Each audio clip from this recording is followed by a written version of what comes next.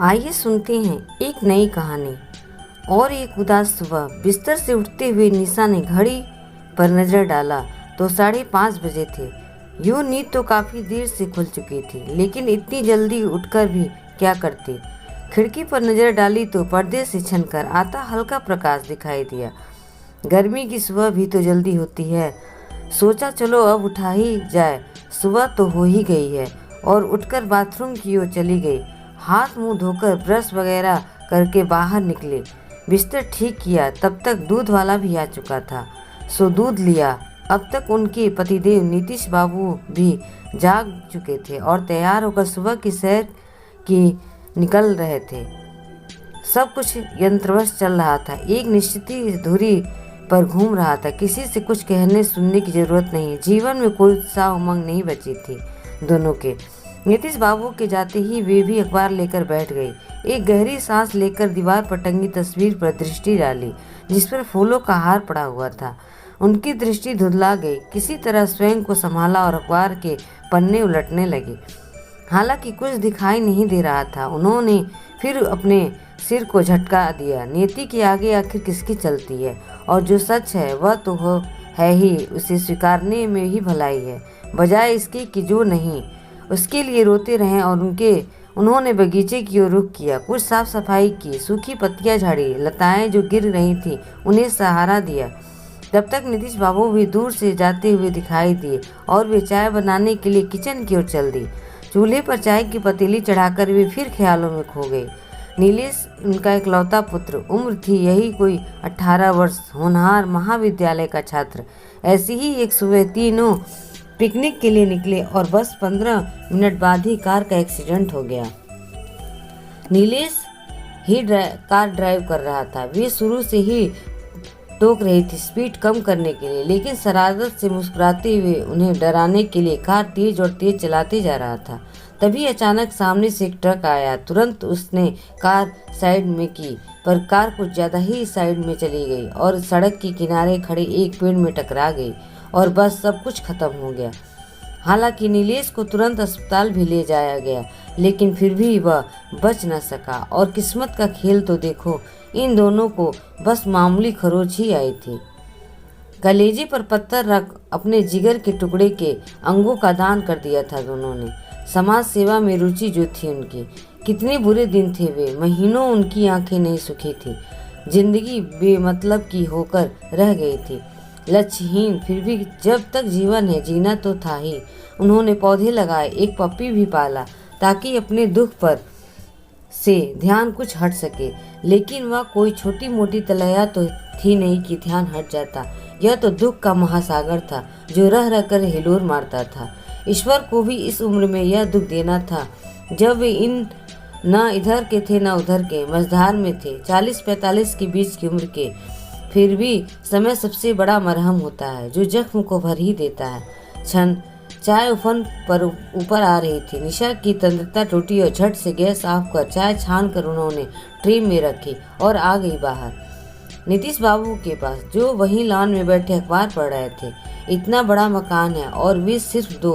बनवाते वक्त तो सोचा था कि नीलेश की शादी होगी, बहू आएगी, पोते पोतियों से घर भरा रहेगा, और इस कारण भी बनवा लिया था कि बेटे को बाद में परेशान ना होना पड़े। और अब तो इतने बड़े घर की साफ सफाई ही महंगी पड़ गई है। इतनी धूल जमती है कि बस पोंछते जाओ, वह जमती जाएगी। वैसे कभी कभी उन्हें धूल का जमना भी अच्छा लगता है। कम से कम एक काम तो मिल जाता है, वरना करें क्या। घर तो जैसा का तैसा व्यवस्थित रहता है, कोई भी चीज अपनी जगह से हिलती नहीं जब तक कि वे ना उठाएं। नीलेश था तो कितना बखेरा किया रहता था। कहीं बल्ला पड़ता तो कहीं गेंद, कहीं स्केट्स, जूते मोजे तो सारे घर में पड़े मिलते थे। उसके और कपड़े तो पूछो ही मत, कितना शौक था उसे पहनने ओढ़ने का। दिन भर उसकी चीज़ों को समेटने में ही वक्त बीत जाता था।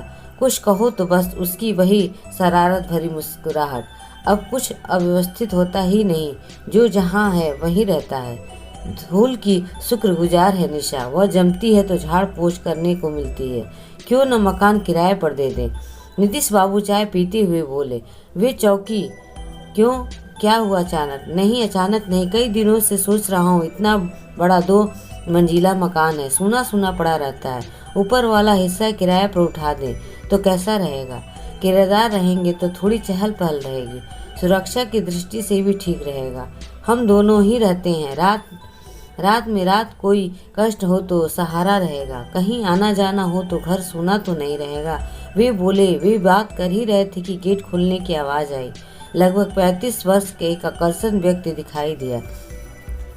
अंदर आकर उसने सलीके से गेट फिर से बंद कर दिया और उन लोगों के सामने आकर अभिवादन करते हुए खड़ा हो गया।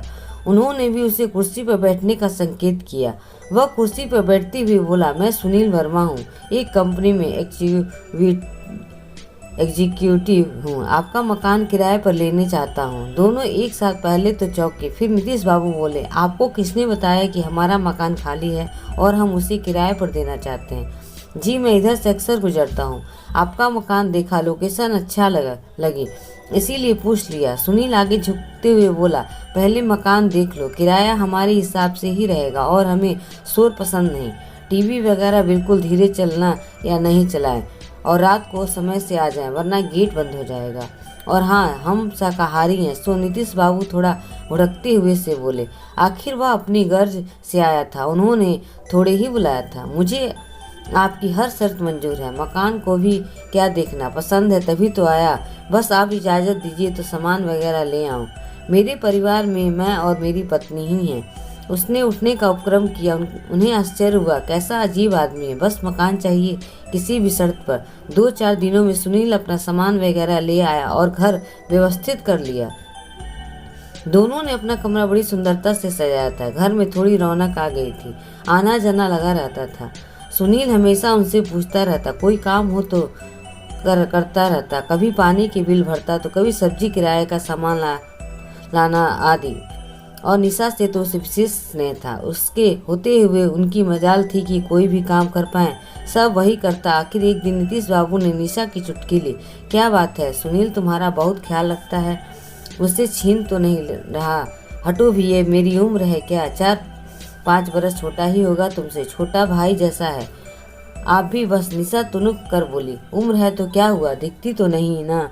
नीतीश ने फिर थोड़ा, कौन जाने सोच रहा है कि सेवा करने से हम प्रसन्न हो जाएंगे, दिल जीत लेगा वह हमारा इस तरह, तो हम यह मकान उसे ही दे दें। अब कोई भी तो नहीं अपना वारिस। इस घोर भौतिकवाद के युग में ऐसी सोच बहुत सामान्य सी बात है। निशा ने एक और तरह से सोचा, हाँ हो सकता है, ऐसा लोग कुछ भी कर सकते हैं, मेरा मतलब है कि हत्या भी, जरा होशियार रहना।